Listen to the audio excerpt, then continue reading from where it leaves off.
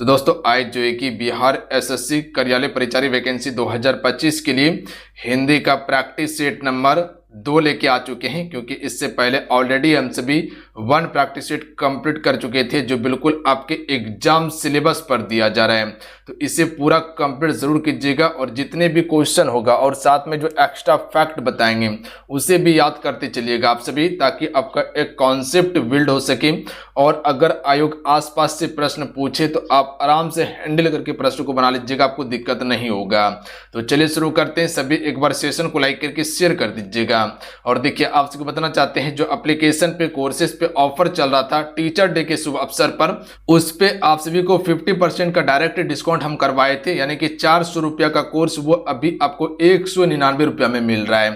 तो जाइए, जो भी ज्वाइन नहीं कर पाए जाके ज्वाइन कीजिए आप सभी और तैयारी करना शुरू कर दीजिए बेस्ट कंटेंट के साथ में, और एक सीट पक्का कीजिए आप सभी इस बार, ठीक है। अगर थोड़ा सा मेहनत कर लीजिएगा ना तो रिजल्ट आपका हो जाएगा। तो चलिए आप सभी जाके ज्वाइन कीजिए। एप्लीकेशन देख लीजिएगा, यहाँ पर शो कर रहा है सक्सेस योद्धा, इसी को डाउनलोड करके आप सभी को रजिस्ट्रेशन करके ज्वाइन करना है। एप्लीकेशन का लिंक डिस्क्रिप्शन में और कमेंट बॉक्स में पिन किए हुए हैं, अन्यथा डायरेक्ट प्ले स्टोर से जाके डाउनलोड कर लीजिएगा आप सभी। तो चलिए शुरू करते हैं आज की सेशन को। आइए, आज का पहला प्रश्न है, क्वेश्चन है कि किस शब्द में अव्ययी भाव समास नहीं है, यानी कि 4 ऑप्शन दिया हुआ है और इसमें आप सबको बताना है कि कौन सा इसमें अव्ययी भाव समास नहीं है। देखिए आप इस सेशन को जरूर लाइक करते चलिएगा, जितने भी मेरे साथ में जुड़े हुए हैं। क्लास करते हैं पर क्लास को लाइक करने के लिए भूल जाते हैं, तो आप इस सेशन को जरूर लाइक करके अपना प्यार दीजिएगा, ठीक है। और आप सबको कहते हैं कि हर क्वेश्चन का आंसर आप जरूर लिखा कीजिए, क्योंकि जिस क्वेश्चन का आंसर आप कर देते हैं वो प्रॉपर आपको याद हो जाता है। तो चलिए क्वेश्चन फर्स्ट का राइट आंसर कीजिएगा। अच्छा, यहाँ पर समास का बात आया हुआ है, तो समास में आप सबको हमको बताइएगा कि इसका कुल भेद कितना है। सबसे पहले ये आंसर कीजिएगा, क्या 6 भेद होता है या 7 भेद होता है, बता सकते हैं आप सभी। समास का 6 भेद होता है या 7 भेद होता है। इसका राइट आंसर हो जाएगा आपका पंचनंद। याद रखिएगा आप सभी, पंचनंद मतलब कह सकते हैं कि 5 नदियों का समूह है। तो जहां गिनती करने के लिए संख्या मिल जाए, ठीक है, जहां संख्या गिनती करने के लिए मिल जाए वहां पर आपका कौन सा समास हो जाता है, द्विगु समास हो जाता है। तो याद रखिएगा आप सभी, कौन सा, द्विगु। जो पराजय देख रहे हैं, प्रत्यक्ष देख रहे हैं, आजीवन देख रहे हैं, ये सभी में आपका अव्ययी भाव समास है। जो यहाँ पर परा शब्द देख रहे हैं, ये क्या आपका एक उपसर्ग है। देखिए अव्ययी भाव समास में क्या होता है, इसका प्रथम पद प्रधान होता है या पहले उपसर्ग शब्द लगा रहता है। तो जैसे परा उपसर्ग है, जो ये आप सभी देख रहे हैं प्रा, ये क्या है, आपका उपसर्ग शब्द है। जो आ देख रहे हैं ये भी आपका उपसर्ग शब्द है। और अव्ययी भाव समास से काफी ज्यादा क्वेश्चन रहता है, उसके बाद कर्मधारय समास से, उसके बाद बहुब्रीहि समास से क्वेश्चन आता है। तो इतना सा फैक्ट को आप याद रखिएगा जो पेपर में आप सभी से पूछा जाएगा। चलिए अगला क्वेश्चन है कि निम्नलिखित में से संयुक्त व्यंजन कौन सा है। देखिए समास का मुख्य रूप से 6 ही भेद है। एक आप नए समास को मिला लीजिएगा तब जाके 7 होगा, अन्यथा मुख्य रूप से 6 ही भेद होता है। कौन कौन सा, अव्ययी, तत्पुरुष, क्रमधारय, द्विगु, द्वंद्व और बहुब्रीहि समास होता है। और एक नए समास को मिलाया जाए तब 7 होगा। चलिए इस क्वेश्चन का राइट आंसर कीजिएगा आप सभी। तो जो यहाँ आप ज्ञा देख रहे हैं ना, यही आपका राइट आंसर होगा। ज्ञा क्या है, संयुक्त शब्द है जो 2 या 2 से अधिक व्यंजन से मिलकर बना होता है। अच्छा, संयुक्त व्यंजन कौन कौन सा है, जैसे कि अक्षा शब्द हो गया, उसके बाद कह सकते हैं कि ज्ञा हो गया, उसके बाद तरह हो गया, ये सभी क्या है आपका, ये सभी आपका संयुक्त व्यंजन है। चलिए अगला क्वेश्चन देख लीजिएगा कि निम्न में से कौन सा अनुनासिक वर्ण है। अनुनासिक की यहाँ पर बात किया गया है। देखिए अनुनासिक वर्ण कौन सा बताए थे आप सभी को, जो पीछे वाला होता है। क्या या अनुनासिक वर्ण है, या ट है, या ज है, या ठ है। तो यहाँ पर देख लीजिएगा पीछे में क्या आता है, च छ ज झ या। देखिए या वाला जो है ये आपका क्या है, अनुनासिक व्यंजन है।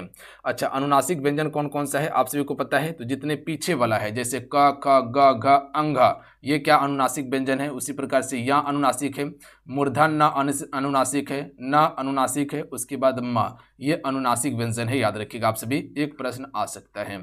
चलिए अगला क्वेश्चन है कि अशुद्ध शब्द छांटिए। इनमें से कौन सा एक शब्द अशुद्ध है। देखिए ऐसा ही प्रश्न आपके पेपर में आएगा, ध्यान दीजिएगा आप सभी। तो देखिए इसका आज्ञाकारिणी जो है ये आपका अशुद्ध शब्द होगा, ये वाला ऑप्शन नंबर डी वाला, ठीक है। जबकि आज्ञाकारी सही है और आज्ञाकारिणी यहाँ पर देखिए ये छोटी जो ई का प्रयोग किया गया ये वाला सही होगा, ना कि बड़ी ई वाला का, ध्यान दीजिएगा आप सभी। और आज्ञा ये भी आपका सही शब्द है, तो ये वाला आपका गलत हो जाएगा, याद रखिएगा। आप सभी बात समझिए। चलिए अगला क्वेश्चन देख लीजिएगा। थोड़ा सा अगर गलती कीजिएगा तो प्रश्न गया। निम्नलिखित में से तत्सम शब्द कौन सा है? चलिए बताइएगा आप सभी, तो तत्सम शब्द कौन सा हो जाएगा इसमें? अच्छा, तत्सम शब्द क्या होता है? जो संस्कृत का शब्द था उसी शब्द को हुबहू हिंदी में प्रयोग कर रहे हैं, वही आपका तत्सम शब्द हो जाएगा। जैसे कि अग्नि जो है, ये जो देख रहे हैं, ये तत्सम शब्द है, याद रखिएगा आप सभी। और इसका तद्भव क्या हो जाएगा? आग हो जाएगा, याद रखिएगा। तद्भव इसका बनाया जाए तो आग हो जाएगा। जबकि राय हो गया, पंख हो गया, साई हो गया, ये सभी आपका तद्भव शब्द है। तद्भव शब्द क्या होता है? संस्कृत का बदला हुआ रूप। चलिए अगला है, भरत मुनि के रस सूत्र में निम्नलिखित में से किसका उल्लेख नहीं किया गया है? चलिए इस प्रश्न पर ध्यान दीजिएगा आप सभी। इनमें से किसका उल्लेख नहीं किया गया है?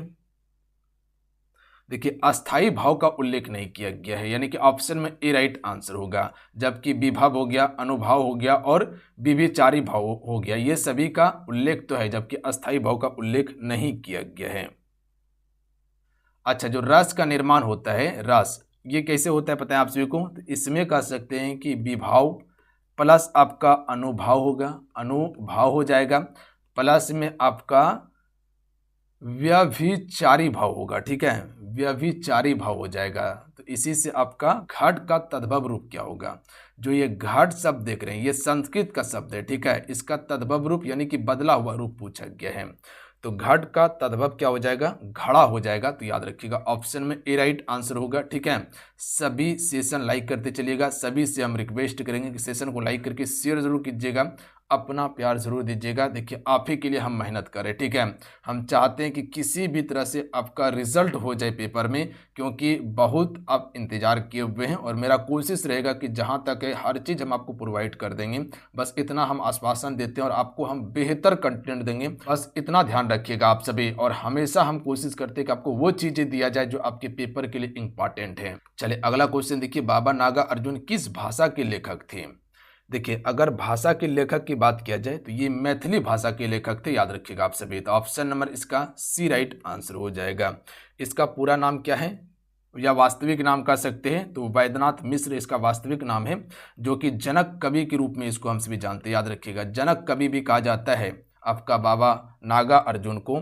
और ये कह सकते कि मैथिली और हिंदी दोनों भाषाओं के लेखक थे। चलिए अगला क्वेश्चन है कि कनक से दिन मोती सी रात में कौन सा अलंकार है? यहाँ पर देखिएगा एक से शब्द आया हुआ है और एक सी आया हुआ है। और आपको ये बताए थे कि ये शब्द किस में आपको देखने के लिए मिलता है पता है आप सभी को? उसमें आपको बताए थे कि जहाँ भी तुलना करने की बात आ जाए, ठीक है, जैसे कह सकते कि सा हो गया या से हो गया, ये शब्द आपको देखने के लिए मिले, वहाँ पर आपका उपमा अलंकार होता है। याद रखिएगा आप सभी।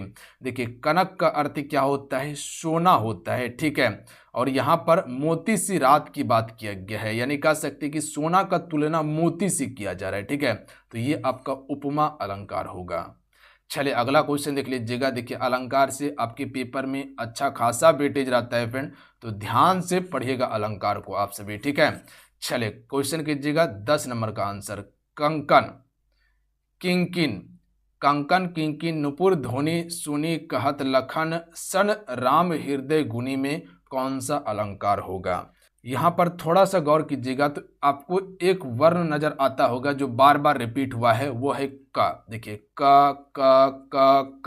का। ठीक है, तो आपको क्या बताए थे कि जहाँ एक ही वर्ण का रिपीटेशन बार बार हो वहाँ पर कौन सा अलंकार होता है? अनुप्रास अलंकार होता है। Option number C right answer होगा। ध्यान दीजिएगा आप सभी, बात समझिए।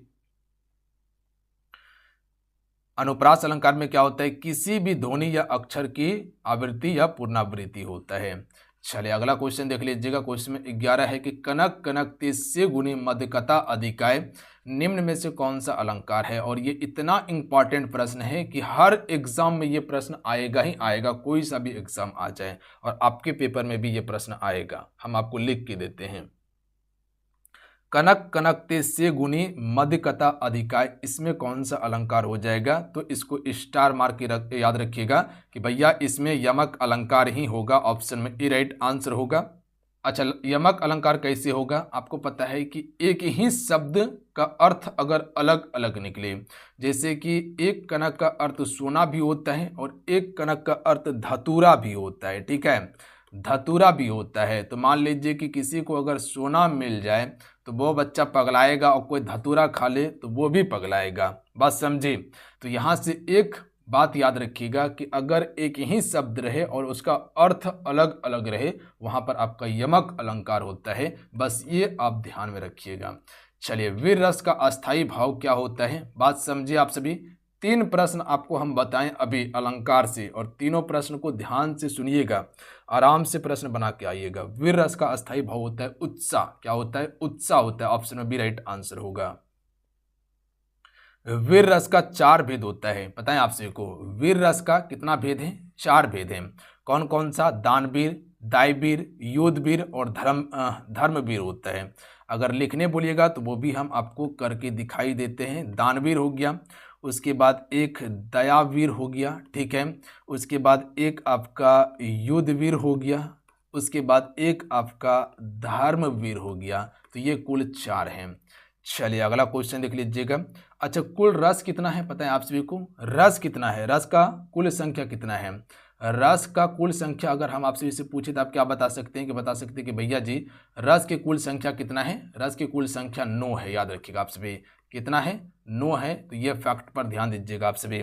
अच्छा, कौन कौन सा होता है? तो ये भी एक फैक्ट याद रख सकते हैं आप सभी, कि जैसे कह सकते हैं कि श्रृंगार रस, ठीक है, ये क्या आपका श्रृंगार रस हो गया। उसी प्रकार से हास्य रस हो गया, उसी प्रकार से करुणा रस हो गया, ठीक है, करुणा रस हो गया। उसी प्रकार से कह सकते कि वीर रस होता है। क्या होता है? वीर रस होता है, इसको वीर रस कीजिएगा। उसके बाद रौद्र रस होता है, उसके बाद आपका भयानक रस होता है। क्वेश्चन आएगा पेपर में, भयानक रस होता है। उसके बाद विभत्स, याद रखिएगा, विभत्स रस होता है। उसके बाद अद्भुत होता है, ठीक है, क्या होता है? अद्भुत होता है, आपका अद्भुत रस होता है, याद रखिएगा। और एक आपका शांति हो जाएगा। तो 1 2 3 4 5 6 7 8 9, याद रखिएगा कुल 9 है।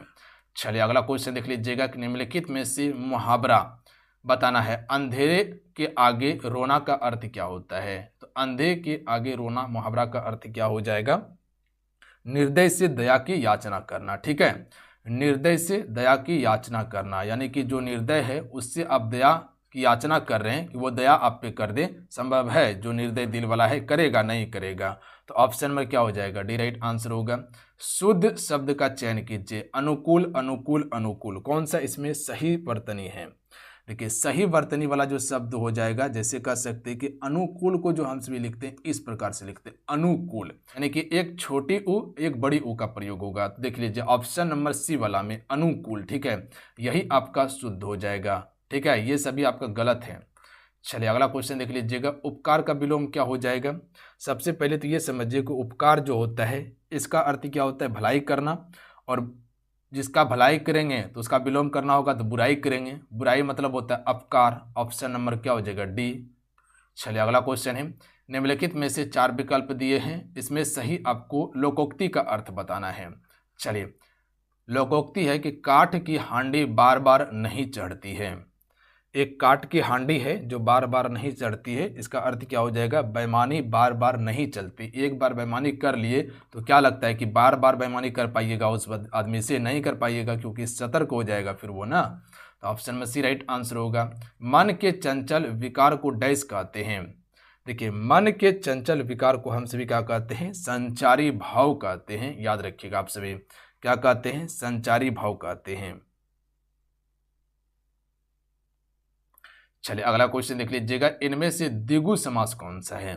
अच्छा, द्विगु समास की यहाँ पर बात आया हुआ है। जैसे कि आपको बताए थे कि द्विगु समास में क्या होता है? संख्या आपको गिनती करने के लिए मिलता है, ठीक है, जबकि द्वंद्व समास की बात किया जाए तो उसमें अपोजिट शब्द होता है। तो यहाँ पर प्रतिवर्ष जो देख रहे हैं ये क्या द्विगु समास है? नहीं, गलत, अव्ययी भाव समास है, ठीक है। तो यहाँ पर आप देखिएगा जो पंचतंत्र है, यहाँ पर जो पंच देख रहे हैं, ठीक है, ये संख्या वाला शब्द है, तो ये आपका द्विगु समास हो जाएगा, ठीक है, द्विगु समास हो जाएगा। बात समझे आप सभी? जैसे पंचतंत्र है, इसका अर्थ होता है 5 तंत्रों का संग्रह। पंचतंत्र मतलब 5 तंत्रों का संग्रह। उसी प्रकार से त्रिलोक हो गया, पंचवटी हो गया, सप्तसागर हो गया, ये सभी आपका द्विगु समास का उदाहरण है। अगला है क्रिया के जिस रूप से यह पता चले कि कार्य वर्तमान में हो रहा है उसे डैश काल कहते हैं। अगर कोई क्रिया हो रहा है, ठीक है, और ये पता चले कि ये वर्तमान काल में हो रहा है, तब हम इसे कौन सा काल कहेंगे? अगर वर्तमान में हो रहा है तो इसे हम सभी संदिग्ध वर्तमान कहेंगे? नहीं। तब संभाव्य, संभाव मतलब क्या होता है कि हो रहा होगा, ये होगा नहीं। पूर्ण वर्तमान मतलब कि पूरा हो गया है, ये आपका तात्कालिक वर्तमान होगा, याद रखिएगा आप सभी, यानी कि वो काम अभी चल ही रहा है, ठीक है, तो ये आपका तात्कालिक वर्तमान के अंतर्गत आएगा। चलिए अगला क्वेश्चन देख लीजिएगा। निम्नलिखित में से लोकोक्ति का अर्थ बताना है। ऊपर से प्रेम दिखाना, अप्रत्यक्ष में हानि पहुंचाते रहना, इसका अर्थ क्या होता है?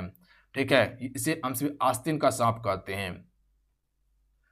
तो ऊपर से प्रेम दिखा रहा है, ठीक है, ऊपर से मुंह पोंछ रहा है और नीचे से आपका जड़ काट रहा है, तो इसका अर्थ क्या हो जाता है? जड़ काटते जाना और पानी देते जाना, ठीक है।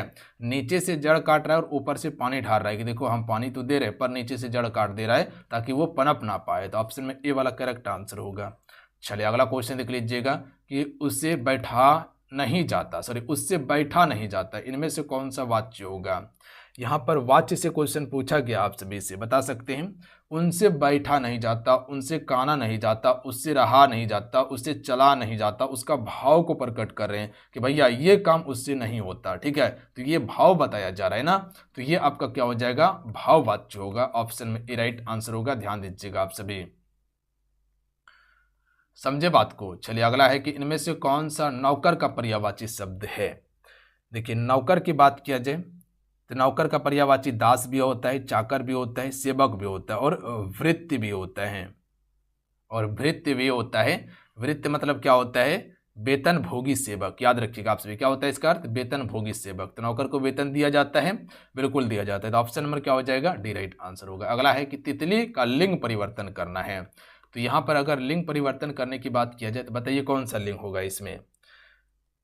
तो तितली का क्या तितलिन हो जाएगा? नहीं, गलत, तब मादा तितलिन होगा। तितली तो एक मादा है ही है, ठीक है, तितली क्या है? मादा है, और इसका लिंग परिवर्तन करना है तो नर तितली होगा, याद रखिएगा आप सभी, क्या हो जाएगा? नर तितली होगा। जैसे कहते शेर, शेर का शेरनी, घोड़ा, घोड़ा का घोड़नी, ठीक है, तितली का नर तितली होगा। अगला क्वेश्चन है कि संधि में दो वर्णों से मेल से क्या उत्पन्न होता है? तो देखिए संधि में अगर दो वर्ण का मेल होगा तो यहाँ पर आपका विकार उत्पन्न होता है। क्या होता है? विकार उत्पन्न होता है। ऑप्शन में बी राइट आंसर होगा, याद रखिएगा आप सभी। देखिए संधि दो वर्णों के मिलने से ध्वनि में परिवर्तन होता है। जैसे कह सकते हैं कि एक शब्द आपका सु था, अब प्लस में इसे हम सभी इसमें उप लगा दिए तो ये क्या हो जाएगा आपका? पता है आप सभी को, कह सकते हैं ये सुप शब्द बन जाएगा। बात समझे?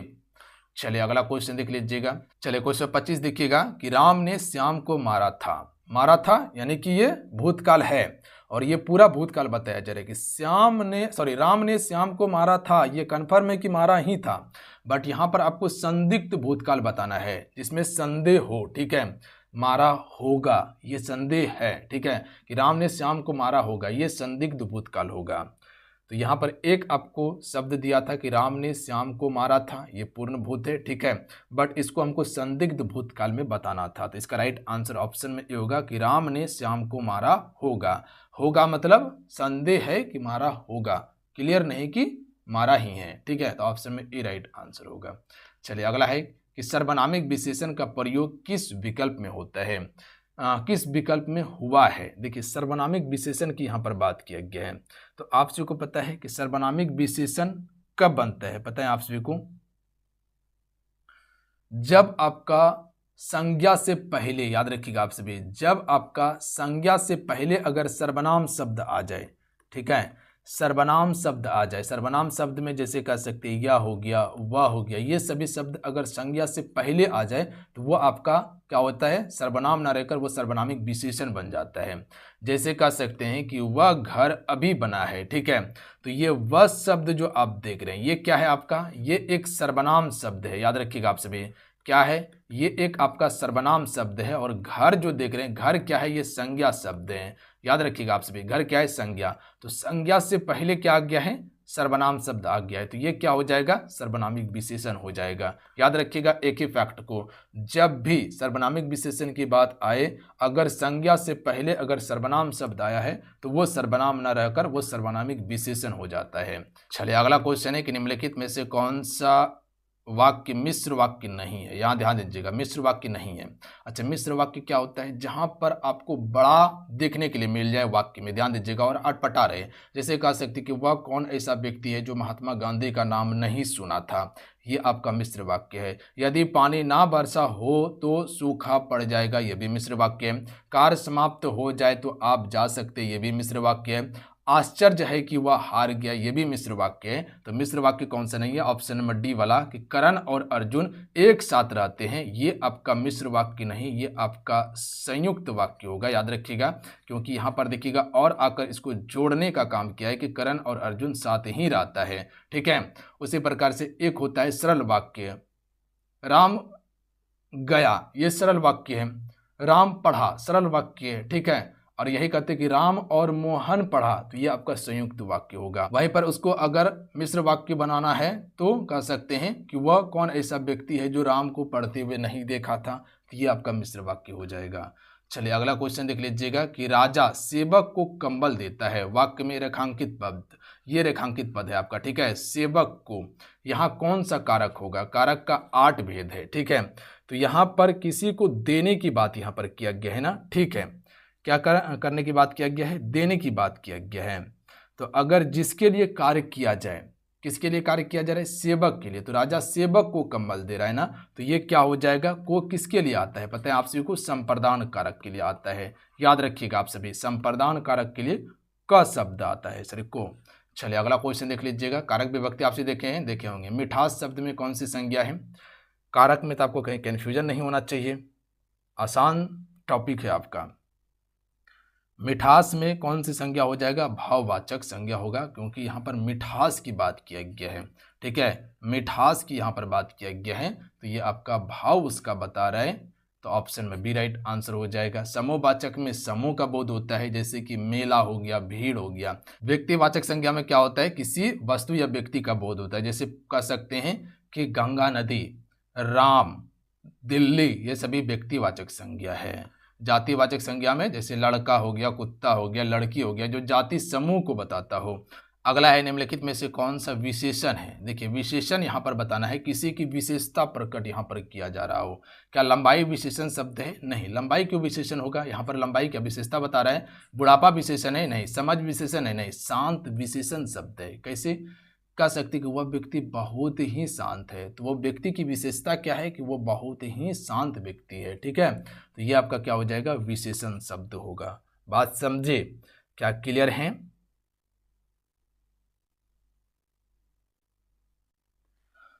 चले आइए, अब आपके लिए एक प्रश्न है कि दिए गए वाक्य में भाग को त्रुटि बताना है। परीक्षा 2 तारीख के दिन संपन्न होगी, इसमें कौन सा भाग त्रुटि है, नीचे कमेंट करके आपको बताना है। चलिए बताइएगा इस क्वेश्चन का राइट आंसर क्या हो जाएगा।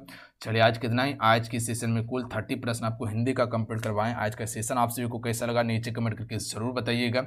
अगर आज का सेशन अच्छा लगा, हेल्पफुल लगा, तो सेशन को लाइक करके अपने दोस्तों में से शेयर जरूर कीजिएगा।